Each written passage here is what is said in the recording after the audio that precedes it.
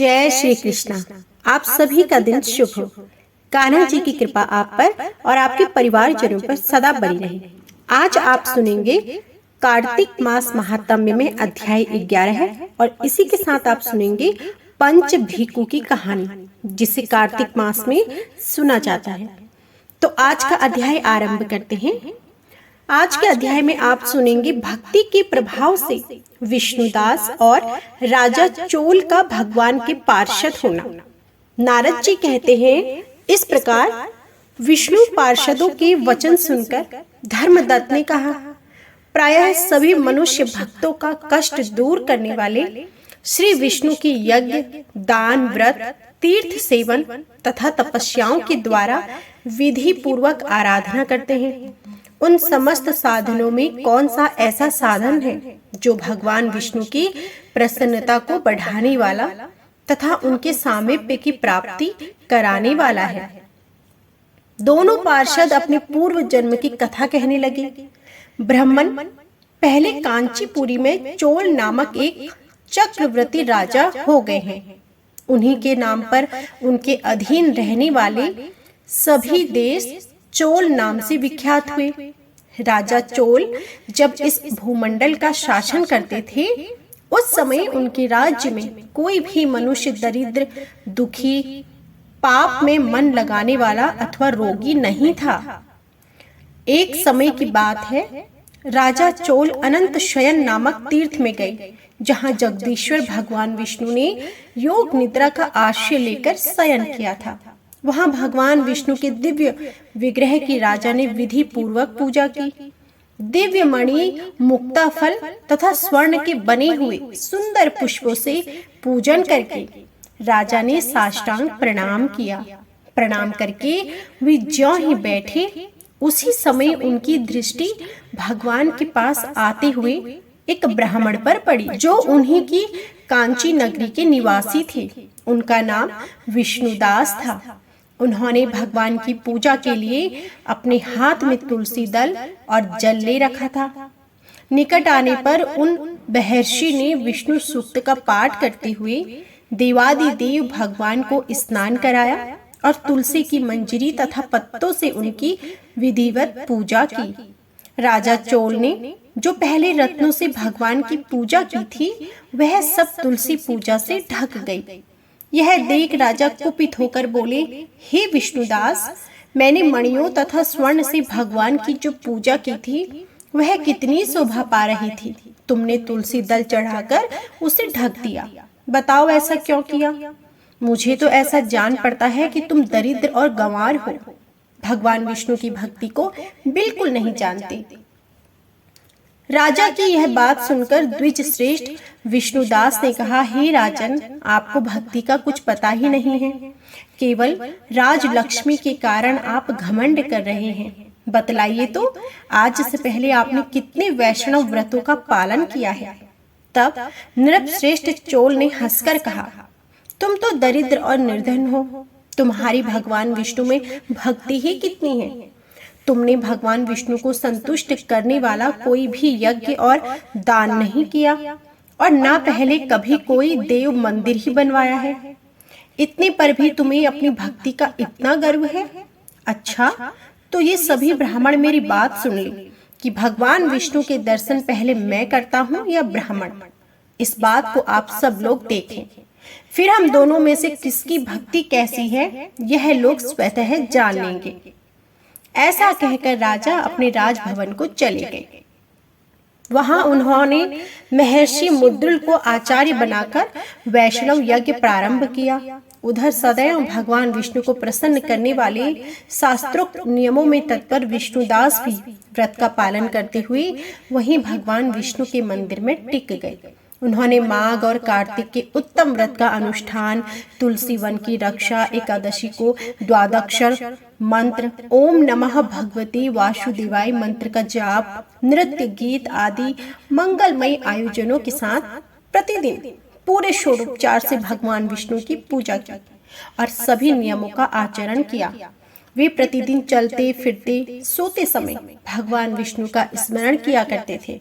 उनकी दृष्टि सर्वत्र सम हो गई थी। वे सब प्राणियों के भीतर एकमात्र भगवान विष्णु को ही स्थित देखते थे।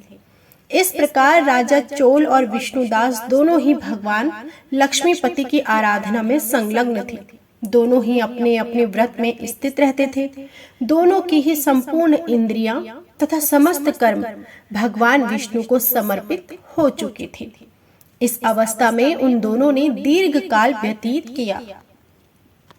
एक दिन की बात है, विष्णुदास ने नित्य कर्म करने के पश्चात भोजन तैयार किया, किंतु कोई अलक्षित रहकर उसको चुरा ले गया।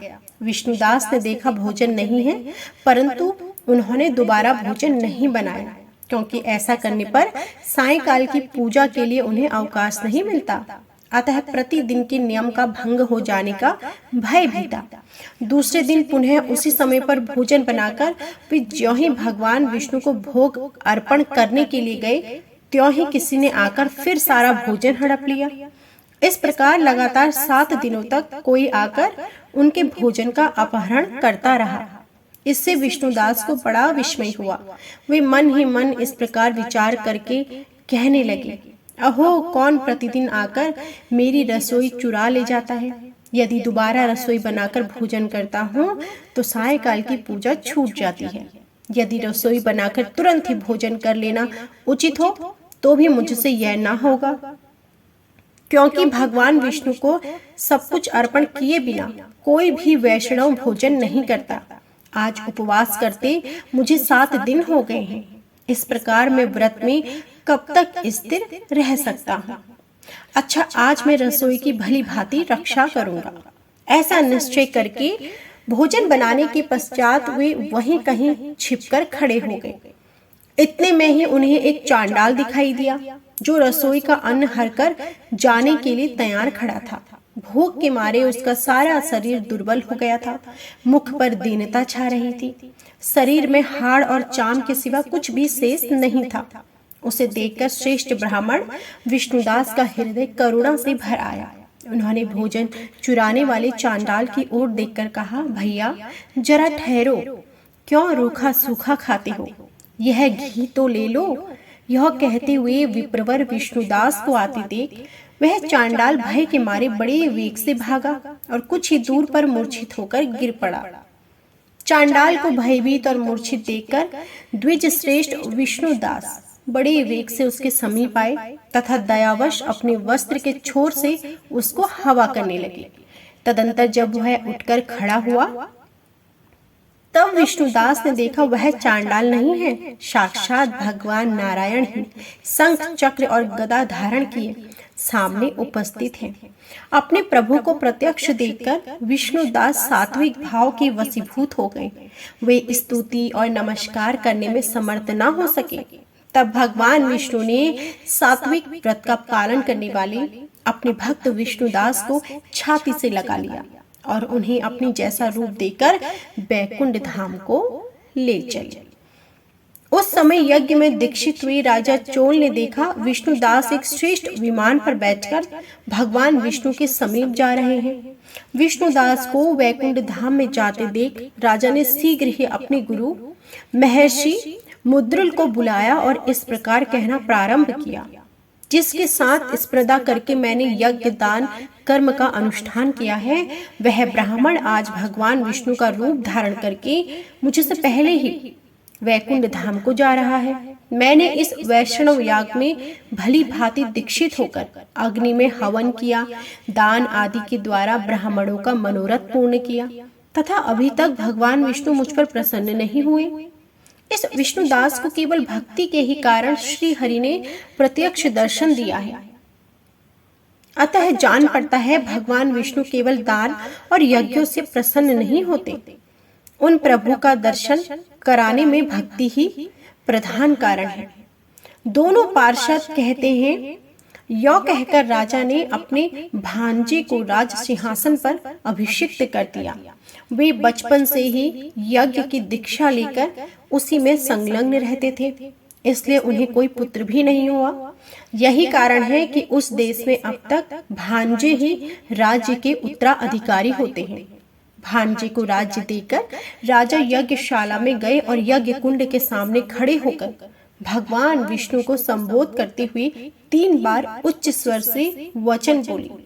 भगवान विष्णु, आप मुझे मन, वाणी, शरीर और क्रिया द्वारा होने वाली अविचल भक्ति प्रदान कीजिए।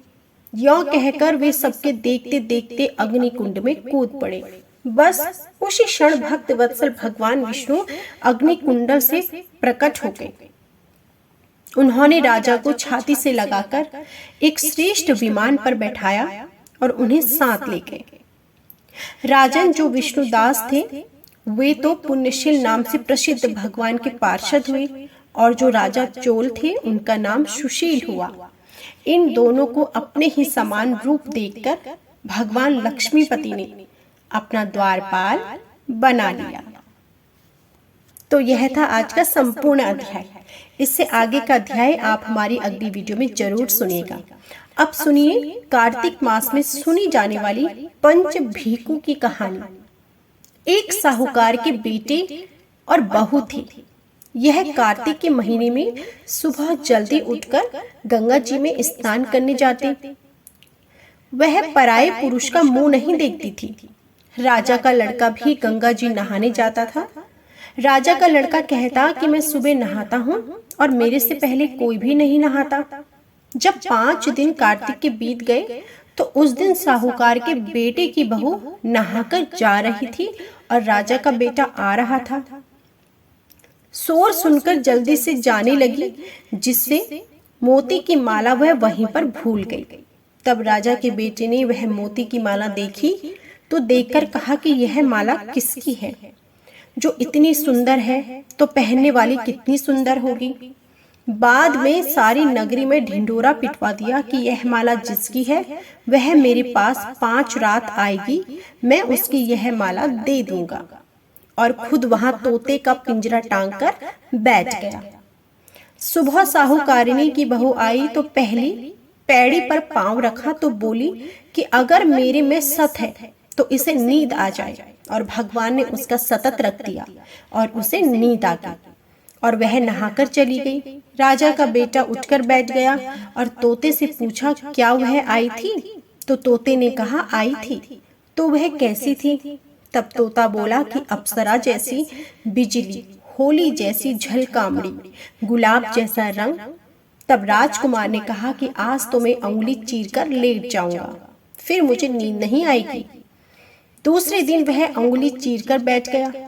जब वह आई तो भगवान से प्रार्थना करने लगी तो इतना कहते ही राजकुमार को नींद आ गई और वह नहाकर चली गई। जब उसने उठकर तोते से पूछा तो उसकी सारी कही हुई बातें बता दी। तब राजकुमार बोला मैं आंखों में मिर्च डालकर बैठूंगा और रात को मिर्च डालकर बैठ गया। और वह आई और प्रार्थना करी, जिससे राजकुमार ने तोते से पूछा कि आई थी? तो उसने कहा आई थी। तो उसने कहा आई थी। फिर उसने कहा आज तो बिना बिस्तरे बैठूंगा और वह रात को बिना बिस्तरे के ही बैठ गया। तो फिर भगवान से वही बात कही तो राजकुमार को फिर से नींद आ गई। जब वह नहाकर जाने लगी तो आंख बंद करके चली गई। राजकुमार ने उठकर देखा तो वह नहाकर चली गई। तो वह बोला कि आज तो मैं आग की अंगीठी पर बैठ जाऊं। साहूकार की बहू आई तो भगवान से कहा कि 4 रात तो निकाल दी, परंतु आज की रात और निकाल दो। भगवान ने उसका सत रख दिया और उसे नींद आ गई। जब वह नहाकर जाने लगी तो वह तोते से बोली कि पापी हत्यारे से कह दिए कि तेरी 5 रात पूरी हो गई है, इसलिए मेरी मोतियों की माला मेरे घर भेज देना। फिर राजा ने तोते से पूछा कि वह आई थी? तो तोते ने कहा कि वह आई थी और उसने अपनी माला मंगवाई है। तब राजकुमार से सोचा कि वह तो सच्ची थी, उसका तो भगवान ने भी सत रख लिया। थोड़े दिन बाद राजकुमार के शरीर में कोढ़ निकल आया और वह तड़पने लगा। तो राजा ने ब्राह्मण को बुलाकर पूछा कि मेरे बेटे का शरीर क्यों जल रहा है? तब ब्राह्मण ने कहा कि उस साहूकार की बहू को धर्म की बहन बना ले और उसके नहाए हुए जल से नहाए तो इसका कोढ़ ठीक हो जाएगा। राजा उसकी माला लेकर घर गया और साहूकार से कहा कि यह माला आपकी बहू की है। और उसके नहाए हुए जल से मेरे बेटे को नहला दो। तो साहूकार ने कहा, वह तो किसी पराये का मुंह भी नहीं देखती। इस नाली के नीचे राजकुमार को बैठा देना, वह नहाएगी तो ऊपर से पानी गिर जाएगा। बाद में राजकुमार बैठ गया और नहाया तो उसकी चंदन जैसी काया हो गई। हे पंचभीकु देवता, जैसे साहूकार की बहू का सत रखा, वैसे ही सबका रखना। कहते सुनते हुंकार भरते हुए अपने सारे परिवार का सत रखना। जो इस कहानी को पढ़ रहा है और सुन रहा है, सुनते हुए हुंकार भर रहा है, उसके भी सत को बनाए रखना। प्रेम से बोली पंचभीकु देवता की सदा ही जय। तो यह थी संपूर्ण पंचभीकु देवता की कहानी और आज का अध्याय। उम्मीद करती हूँ आपको हमारी यह वीडियो जरूर पसंद आई होगी। वीडियो पसंद आई हो तो प्लीज वीडियो को लाइक जरूर कीजिएगा। कमेंट बॉक्स में जय श्री कृष्णा जरूर लिखिएगा। जय श्री कृष्णा।